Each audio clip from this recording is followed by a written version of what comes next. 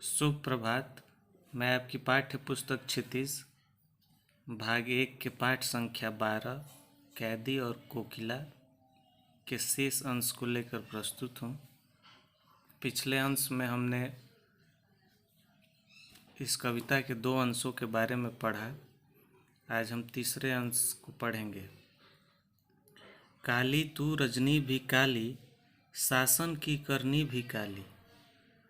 पिछले कविता के अंशों में हमने पढ़ा कि किस तरह से कवि जो है बार बार काल्पनिक रूप से कोयल से ये जानना चाहता है कि आखिर वो आधी रात में क्यों बोल रही है। कभी वो कारण जानना चाहता है, कभी संदेश पूछ रहा है, कभी अपनी बुरी स्थिति से कोयल को अवगत करा रहा है, कभी अपने ऊपर बीत रहे दुर्दशा या अपने कष्टों के बारे में, या अंग्रेजी प्रशासन उनके साथ जो अत्याचार करती है, कैसे वो लोग मेहनत करते हैं, गिट्टियाँ तोड़ते हैं, इन सभी परेशानियों के बारे में कोयल को अवगत करा रहा है। तो कभी कोयल से कभी ये पूछ रहा है कि आखिर तुम तो मधुरता की रखवाली करने वाली हो, फिर तुम्हारे आवाज़ में इतना दर्द क्यों है, इतनी टीस क्यों है। इसके बाद इस अंश में अब कवि कह रहा है कोयल से कि काली तू रजनी भी काली, शासन की करनी भी काली। अर्थात कवि कोयल को संबोधित करते हुए कह रहा है कि हे कोयल, तुम्हारा रंग भी काला है। रजनी का मतलब रात होता है। मतलब हे कोयल, तुम्हारा रंग भी काला है, आज की रात भी काली है। और ये जो अंग्रेजी शासन प्रशासन है, इसकी करतूतें भी काली हैं, यानी कि अत्याचार और अन्याय से भरी हुई हैं। तेरा रंग, हे कोयल, तेरा रंग भी काला है, आज की रात भी गहरी काली है। ब्रिटिश शासन की करतूतें भी काली हैं। काली लहर कल्पना काली, मेरी काल कोठरी काली। टोपी काली, कमली काली, मेरी लौह श्रृंखला काली। पहरे की हुंकृति की बयाली, तिस पर है गाली ए आली। हुंकृति का मतलब होता है हुंकार, और बयाली का मतलब होता है नागिन। तिस पर मतलब कि उस पर, और मदमाती का मतलब मस्ती से भरी हुई।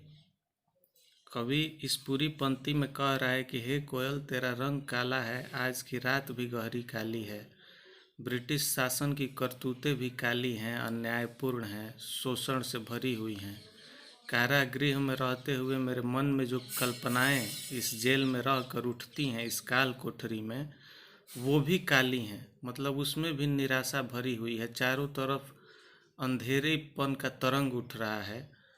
मैं जिस काल कोठरी में बंद हूँ वह भी पूरी तरह अंधकारमय है, कोई रोशनी की व्यवस्था नहीं है, यह भी काली है। मुझे ओढ़ने के लिए जो टोपी दी गई है, जो टोपी और कंबल दिया गया है, उसका रंग भी काला है। मुझे बांधने के लिए लोहे की जो जंजीर दी गई है, उसका रंग भी काला है। इस काले और अन्यायपूर्ण, अंधकारपूर्ण वातावरण में पहरेदार की हुंकार, मतलब सांसों की जो आवाज़ है, वो मुझे सर्पिणी के समान डसने वाली लगती है। जो पहरेदार पहरा देते हैं रात में लौह श्रृंखलाओं के पास, उनके सांसों की आवाज़ भी लेखक को, कवि को सर्पिणी की फुफकार की तरह लगती है। इतना अन्याय होने पर भी उन्हें कारागृह के सिपाहियों द्वारा गाली सुनने को ही मिलती है। तिस पर है गाली ए आली। इतना सब कुछ होने के बाद, इतना अंधकार अंधकार और सिर्फ अंधकार, शोषण, अत्याचार, ये सब होने के बाद भी उन्हें गाली ही सुनने को मिलता है। इस काले संकट सागर पर मरने की मदमाती, कोकिल बोलो तो अपने चमकीले गीतों को क्यों कर हो तैराती। कोकिल बोलो तो। कवि कह रहा है कि हे सखी कोयल, आली का मतलब होता है सखी। हे सखी कोयल, जेल के इस संकट भरे माहौल में, समुद्र में तुम क्यों मरने को ठान कर आई हो। मतलब ये जो जेल है, यहाँ अंधकार का काला संकट, सागर मतलब संकटों का सागर, मतलब जितना कष्ट हो सकता है उसकी मझधार है, अनंत है, समुद्र के जैसा। ऐसी स्थिति में तुम क्यों खुद को तकलीफ पहुंचाने, मरने को ठान कर आई हो। तुम मस्ती से यहाँ गा अवश्य रही हो, किंतु हमारे तुम्हारे जीवन का कोई भरोसा नहीं है। यहाँ पर ऐसे माहौल में, इस अत्याचारपूर्ण माहौल में तुम्हारे जीवन का भी कोई भरोसा नहीं है। तुम पर सदा संकट के बादल मंडरा रहे हैं। तुम अपने प्रकाश भरे, आशा और उत्साह भरे गीतों को इस अंधेरी रात में, इस जेल के दीवारों पर मंडरा कर क्यों व्यर्थ कर रही हो? मुझसे बताओ तो कोयल, तुम क्या कहना चाहती हो? मुझसे बोलो तो। कवि पूछ रहा है कि आखिर तुम अपने अंदर छुपे इन चमकीले गीतों को क्यों इस अंधकार भरे माहौल में व्यर्थ खर्च कर रही हो? कोयल, बताओ तो क्या मकसद है तुम्हारा? इस अंश में भी कुछ जटिल शब्द आए हैं, जैसे रजनी। रजनी का अर्थ होता है रात। करनी मतलब कार्य। काल कोठरी यानी कि जेल या कारागृह। कमली मतलब कंबल। लौ श्रृंखला मतलब लोहे की श्रृंखला या जंजीर। हुंकृति मतलब हुंकार भरना। बयाली का अर्थ होता है नागिन। और मदमाती मतलब मस्ती से भरी हुई। अब आगे के अंश को हम लोग पढ़ते हैं। अब इस आगे के अंश में कवि जो है अपने और कोयल के बीच जो अंतर है, जीवन जीने में जो अंतर है, क्योंकि कवि तो जेल में बंद है और कोयल स्वच्छंद है, वो कहीं भी उड़ के जा सकती है, आ सकती है, कुछ भी बोल सकती है, कुछ भी कर सकती है, लेकिन ये सभी चीज़ें क्रांतिकारी कवि नहीं कर सकता।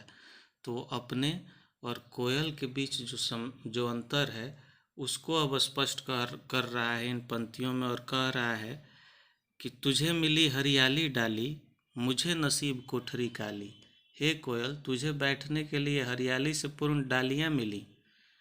तू प्रकृति के आंगन में कहीं भी विचरण कर सकती है, लेकिन मुझे, मेरे नसीब में तो यह अंधकार भरी कोठरी ही है, जहाँ उजाला आता ही नहीं है, यहाँ दम घुटते रहता है। तुम तो कहीं भी हरियाली डाली पे बैठ सकती हो।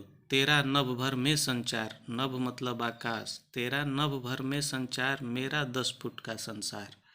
अब कवि कह रहा है कि तू खुले आकाश में विचरण करने वाली पक्षिणी है, पूरे नभ में तेरा अधिकार है, पूरे आकाश में जहाँ चाहे उड़ सकती है, जबकि मेरा विचरण सीमा मात्र मेरे बंदी गृह का 10 फीट का सीमित कमरा है। जहाँ जेल में बंद है कवि, उसकी लंबाई चौड़ाई 10 फीट है। तो वो कह रहा है कि मैं इस सीमित 10 फीट के कक्ष में ही हूँ, लेकिन तुम तो इस पूरे संसार में स्वतंत्र रूप से विचरण कर सकती हो। तेरे गीत कहावे वाह, रोना भी मेरा गुनाह। कह रहा है कि मैं अपने बंदी गृह से बाहर घूम नहीं सकता। तू गाती है तो लोग प्रशंसा में वाह वाह कह उठते हैं।